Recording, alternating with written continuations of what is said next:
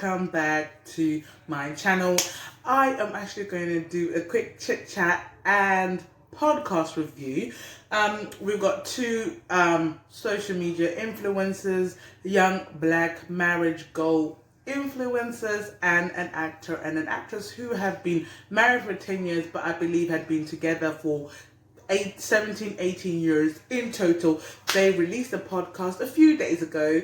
I will put the link in the description bar below, so go check and watch it for yourself. You're gonna watch it with me, but you're gonna hear it because I'm not so sure if I'll actually be able to put the video up, but if I do, I do. If I don't, apologies, but you can watch it down below. The two clips that I'm actually going to be talking about, they're about, in total, about 15 minutes long, and we'll try and make the video 30 minutes long maximum. We'll see. Your girl does talk a lot, so let's just get on with it.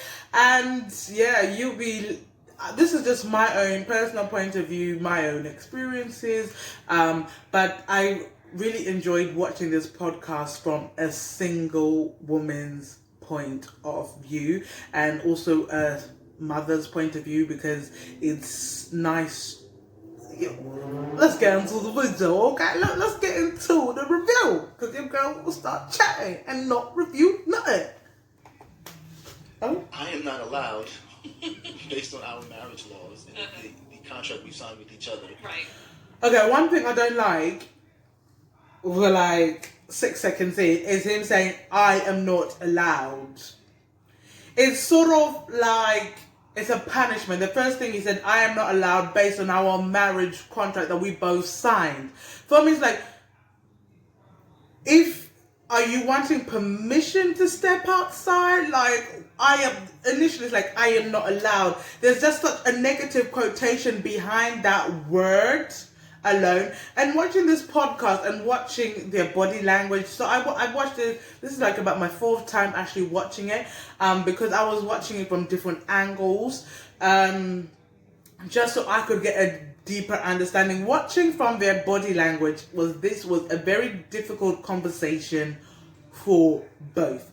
This was something that had been, you can tell, especially from the woman's body language, she was taken back by the things he said, and obviously they're trying to be real, but I feel this is just something that happens in marriage. This is life. This is the reality. I do feel a lot of people are saying, oh, their marriage is over. No. If you knew the thing that long-lasting marriages went through, you'd be like, whoa. I don't think their marriage is over. I just think it's actually beginning, because him, talking about your sex life is so intimate, and letting it be known to your partner in the most respectable manner that you can, say, listen, you're not satisfying me sexually. One, tell me something, because things ain't working, is something that, especially if you respect someone, you value someone, it's a very difficult conversation.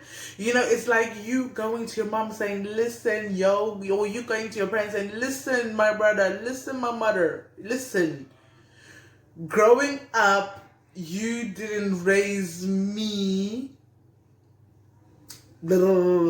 It's a very difficult conversation, and just imagine you are planning to do it in the comfort and privacy of your own home, and they have been brave enough to actually have this conversation worldwide. We know social media, we know the internet, it is, so I commend them a lot.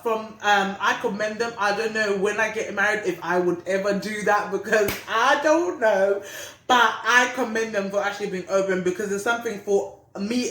This has actually opened my eyes as a single woman who is hoping to get married in the future, to actually, you think about being sexually compatible, etc., but this time around I said, you know what, God, I'd love to do it your way. I want to try it your way. Doing my way has never worked. So it's one of those things where you can talk about your sexual appetite through courting, and the other person can however, you can never fully actually see how sexually compatible you are until you are a few years down the line or the honeymoon phase has dwindled. I've spoken a lot. Let's get back onto the podcast.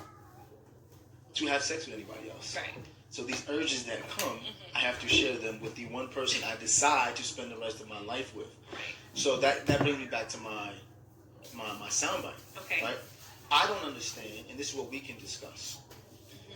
As a woman, because I don't want to say it's a man versus woman thing, but a lot of women do complain, oh, my husband's always on me. Why is he always on me?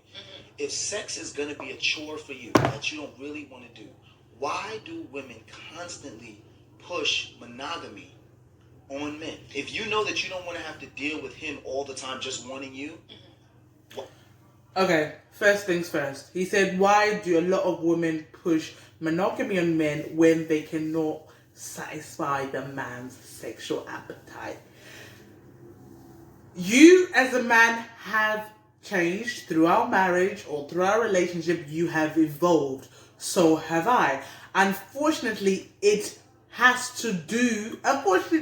sexual appetite has taken a blow, which is life, which was reality. Everybody goes through this. However, he said, why do a lot of women force? That is true. I have experienced it. I have done it, but it didn't work. Thank you, Jesus. He stepped in and said, child of mine, you're going to be miserable. You're jumping for things you don't know.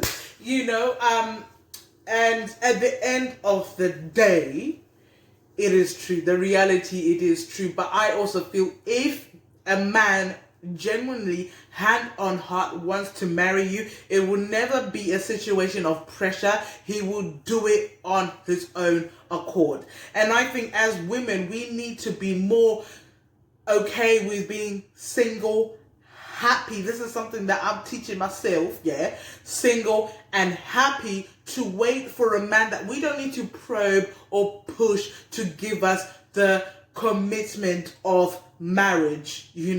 We are okay in our waiting season to know when it is God ordained time. I won't need to probe my man saying, listen, your girl, your eggs, I don't need to do none of that. When it is my appointed time for me to get married, in my marriage season, if I am with somebody, it will naturally progress to that without me even saying, and if I'm in my waiting season, I will meet somebody who his intentions when we meet and start courting will be like, we're gonna get married, this is when I would like to do it, etc., etc. I really think as women we need to let the men take charge. But I'm somebody who, I've got a 1 year limit. I've got a 1 year limit. I think in a year, if we don't know where this relationship is going, if we don't have any set goals in that year of what is happening between us, I'm out. Because unfortunately for us women, we do have a certain, if you are somebody who is looking to have kids, etc., etc., we do have a certain time when somebody's or some people's fertility might be a bit slower. Then it all depends. Some people are fine, some people are 45 and then just getting pregnant. It all depends. It depends on the individual. That's why I also think it's important to let God lead you through your waiting season, your courting season, and through your marriage. But it is what it is. Let's continue, because it's only 44 seconds in and I've spoken for 9 minutes. I think this is going to be like a 5-part or a 6-part video review, which is bad. Let's watch at least halfway and then I'll step in. Oh, you here? Why do you push monogamy on that? Well, who's to say I pushed anything on anybody? Well, we know that you pushed monogamy on me. How? She's shocked. She's shocked. Time out. I didn't say you forced me to get married, but did you not say to me that you wanted to be engaged and you wanted to be married before you lived with me? I want $1 billion. That don't mean I'm going to get it. Yes, I'm there with her. But she should have answered, but girlfriend, Kadeem, I love you. But girl, you should have just answered your man. Like, yes, I did say it because I think as well as I get her and I get him. At the end of the day, like I said, I've got a 1 year limit. Am I saying within this next year you should propose to me? No, no, no, no, no. I think in that year we would know whether we are gonna take the next step or not. Because I'm not gonna wait for a man to get ready when I am ready. Because the reality of things is, if you're waiting for someone to get ready and you're ready, or if you are in your season of marriage and you're dating someone who's not in their season of marriage, you're wasting your time. That means that person's not for you. That means that person's not your life partner. But it's just my own point of view. Maybe I've been single too long, so we don't know. Asked you to do it. Yes, is that something I wanted? Yes, it was. But you didn't press me. Are you gonna lie now so to the people? Because we talking about sex. You're gonna lie now to the people? Knowing you didn't want monogamy? Of course I did. So then why are you avoiding the question? But the thing is, he said you don't want but did he also not want monogamy? Because if he didn't want the monogamy, why did he marry her? Or if he married her, why have you been together? Why have you been married 10 years, 3 kids down the line? You know, don't put it so much that I just felt it was like, but so much force. But I liked how he expressed his feelings. But sis is shook. Sis is hella shook. When I say shook, my girl is confused.com. Like, where did it come from? Where did it come from? I feel she looks a bit like blindsided, like she had no idea this was coming, and it came and it dealt with her internationally, worldwide. That's not avoiding the question. I'm saying, does that mean you did avoid the question though? Michael avoided you were it. gonna deliver it? Like, nobody pressed you for that. Come on, you just said you wanted it and requested it. Do you not hear yourself? I can make a request. Is the request going to be granted? Am I not granting you monogamy? You are granting it to me. So this is my question. Look at your boy. Look at your boy. This is my question. If you wanted monogamy, okay, why would you want monogamy if sex is a chore for you? That's the question. You're avoiding the question. I'm not avoiding the question, but at first you said women, or in general me specifically, are pushing monogamy on somebody. Okay, yes, that's something that I wanted, but I didn't press you for it and be like, did I hold a gun to your head to propose to me? I'm there with her. Also, let me finish. Also, I don't feel like I was adequately prepared for marriage, and I've said that before. Okay, let me be very honest with you. As somebody who is single, never been married, I've come to a point where you can never be ready for marriage. I think you can never. A lot of people say, I want this in order, I want that in order, I need this in order, and this in order to be married. However, I feel you can never be ready for marriage. It's like life. You can never be ready for life. I think if you're going into a situation, if you're going into marriage and those situations, you have to go with an open mind to change with the seasons. You have to go into it flexible. That's how I feel personally, from what I see, what I've learned, what I've been taught through experiences, relationships, and especially when you go into marriage. I think we put too much pressure on people when they're married, and I feel the way somebody is while you're dating, that's where the pressure should be. Because I don't know, I'm wilding out. Let's go back there because your girl was ranting. Because if I knew that marriage and monogamy was going to involve me trying to meet you where you were at sexually for years to come, then I probably would have reevaluated it if I wanted to be monogamous anyway. Okay, so she said that if she knew that down the line her sexual appetite was not going to be able to please his sexual appetite, she would have reevaluated whether she wanted to be monogamous to him. We live in a day and age where there's polyamorous, monoamorous, optical. There's relationships today. In today's world, relationships is like everywhere. There are loads of married people who are polygamous.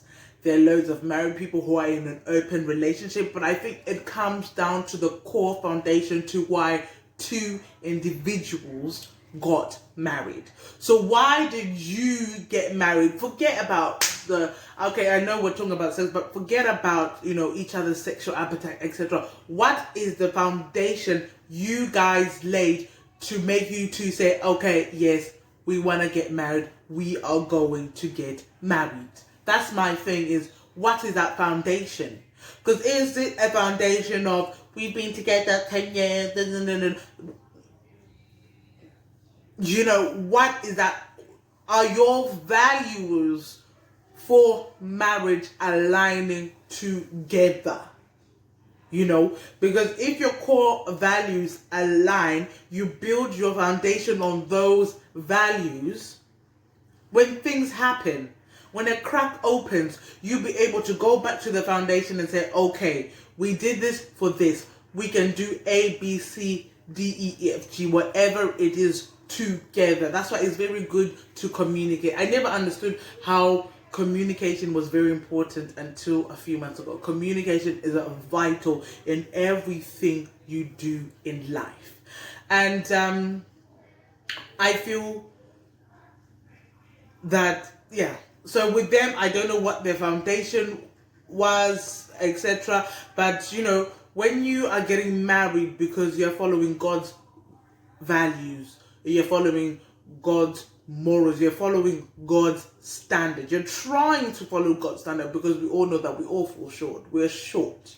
We needed Jesus. We need Jesus. Now, all the time, we need Jesus. But if you are building your marriage foundation and that foundation has got God, you're going to be very sorry, because God said that whatever he puts together, nothing can break it. At the end of the day, there will be trials. There will be a whole bunch of stuff. The devil don't like marriage. He don't like people come together. He'd rather people fornicate and just live their best lives. He don't want people to come under that covenant of marriage in front of God's eyes. It is what it is. But that's the thing. That's why I feel that your foundation through your courting or your dating season is very important. Now, some people can create that foundation in a week. Some people, it might take them a year. Some people, it might take them 2 years. But the reality of this is, I'm not saying that the relationship is flawed or they don't have a good foundation, but what I am saying to people reading this, because a lot of people watching this or listening to this will have a lot of things to say, but however, it's the foundation. They're able to communicate like this because they built a solid foundation of communication. However, you both decided to be monogamous. What was your foundation? What was your root cause, your root reason to why you as a man, you as a woman wanted monogamy in the first place? I hope that made sense. But that's fair, but we're not even talking about marriage. Let's even talk about dating, right? Okay. Two people are dating. Mm-hmm. Typically, in society, who asks for exclusivity first, a woman or a man? I would say a woman. It depends. That was my whole point. It depends. It comes to a point. I think it depends. It really, really depends. It really depends. I would say maybe in the Western count. I don't know. I just think it really depends. You can't put it. I think there's this over masculinity that's sort of going around, like the men, especially black men, that they cannot ask for to be monogamous with a woman or to be exclusive with a woman, because that might make them seem weak to their peers or to society, whatever. Let me tell you now, handsome, intelligent man out there, you will not be any less of a man if you ask a woman to be your girl. Let me tell you that here, if you've not heard it. It is actually very attractive that you as a man have taken you've taken the authority.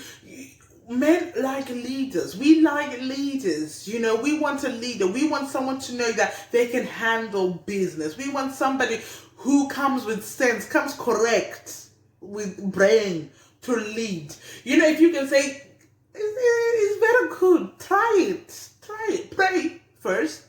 then try it. Women typically ask for exclusivity first. Then when they get exclusivity, say, he always on me, he always want to have sex. Why are we asking men for exclusivity if we do not want to participate in sex at the same level as men? We have emotional. Us women connect sex to our emotions. Men can just do it. And I think this is where the lack of educating married folks the right way. Let us be very honest. There are very few married folks who do what Kadeem and Val are doing. A lot of married folks, I would say 80% of married folks will say, it's perfect, my baby, it is going to change. A lot of people will say that. A lot of people will not tell you. And they'll even go on to say that they were not taught certain things about marriage. You know, parents as well are not teaching kids. Marriage is good. Marriage is beautiful, right? However, marriage also has this side to it. There is good and there is bad to every situation. Everything you go through, every situation, every relationship you have, there'll be a good and a bad. There'll be a positive and a negative. And oftentimes you don't teach people the negative, or you'll tell people the negatives, but you don't give them tools on how to overcome the negative. That's the thing. You have to think about what that does to a man, and I don't think that's being Do you know what? That's why I think celibacy prior to, oh my gosh, my old self would punch me right now, yeah? Celibacy. I understand celibacy before marriage, especially if you were somebody who was promiscuous before and had indulged in premarital sex, because it gives you self-discipline, self-control. I am somebody who would like to say I do have a larger than life appetite. However, my celibacy journey, this time around, this is like the second time I've done celibacy, it's a joke, but my celibacy journey this time around, God has taught me a lot. I have failed, but I got back up. He got me back up. I have, like let myself down. I have let God down, but He was still there. And one day I was saying to God, I said, God, please, can you just hurry up and like get me a husband, let me get married, because I can't contain myself. And He said to me, no, if you've got no self-control, no self-discipline now as you're single, you will not have it in marriage, because there are things in marriage that come, right? It might be 30 years down the line where you will need to have that self-control, self-discipline to be able to really channel that in there, and since then I did fail since He told me that, because to be honest, I wasn't praying much there, so I let my guard down there. I let my guard down and I fell into temptation head first, wide, eyes wide open, hands like this. But it's one of those things where He said, you fall, you get back up, you fall, you get back up. And one day it would just be, yeah. So let's get on with the picture. Conversation is being had. Okay, I agree. And that part I agree with. Yes, that women are typically the ones that will ask for the exclusivity. I get that, yes. But what I'm saying is, me as a woman, I don't think that I was necessarily prepared or in the mindset to know that. It's almost like once you get into it, then you're like, oh shoot, like this is what I'm going to have to keep up with. This is Us true. speaking as 36-year-old people know that now. Had I known that at 26, I would have to contend with that. Even in the dating realm, then it might have been something I would have reevaluated. So now let's go back to what you asked me. You said to me you never pressured me to get married. In 2007, we were living together, right?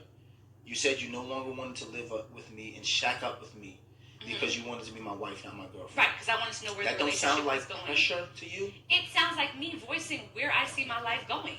It sounds like me saying this. A lot of women don't do that. I need to do it. You need to do it, sis. You got to do it, sis. What exactly we're doing. Okay. Would I call it pressure per se? Not necessarily pressure. Not necessarily pressure.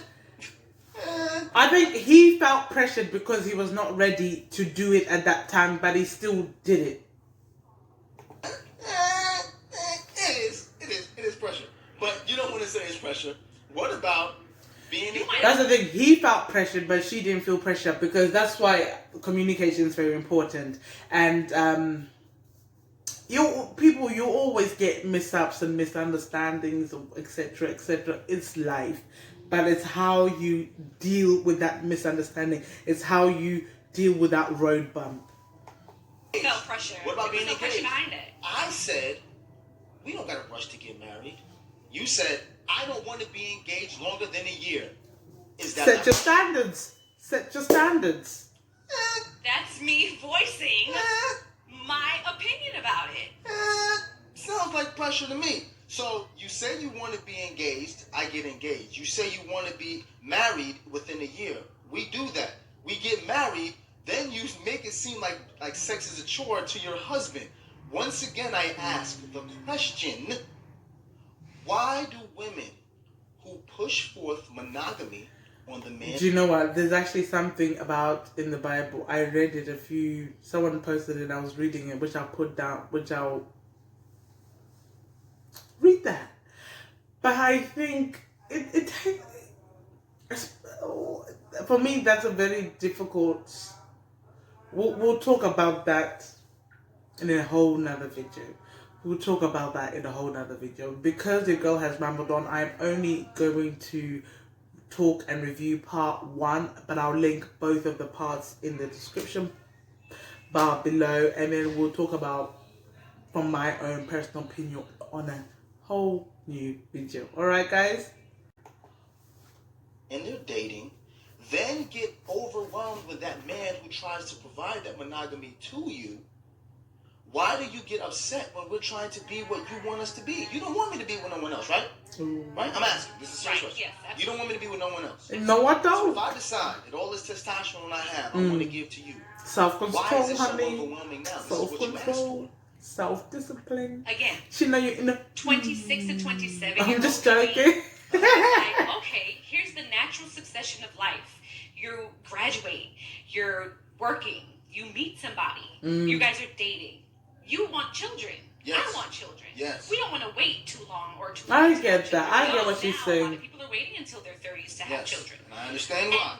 And we Personally, I at wanted that all time my felt kids like out of the we're way doing before I everything turned in this 30, natural personally. succession that the forces that But be have given we'll us see this what timeline. happens. However, I did not realize that after having children, after, career changes, all of the turbulences that we've been through in life, that was going to have a direct effect on my sex drive. It does. So that was the end of part 1. To what she said, it does, and I think it even might get to a point where a few years later his sex drive dwindles. It is life, and I think this is so good that we are able to experience this hump, this marriage hump, whatever they are communicating, because it will give a lot of married people understanding, and hopefully it will let them know that, we can work it out, we can go through, we can do this, babe, we can do this, like, you can do it. Honestly, you can do it. Marriage was never meant to be easy. It's two people coming together, living together, sleeping in the same bed. Like, I sleep on my bed on my own like a starfish and all that stuff. I do know that it might take some growing pains, but I think as a married couple, you need to intentionally and all the time go back to why you guys got married. Go back to your relationship foundation, because as you change, as you grow, as you evolve, there might be some cracks, because some things in your foundation shouldn't be there, or some things in your foundation need to be there to carry you through a certain time and season. But remember, life has got times and seasons, right? It will not always be like this, so just brace yourself, pray to God, keep holding on to your relationship. Joy will come in the morning. If you're somebody who is seeking a marriage, keep on praying. God will answer. enjoy your waiting period, enjoy your company, enjoy your peace, because girl, because sir, it's all gonna change. It's gonna change, and you'll be looking back like, I enjoy being single.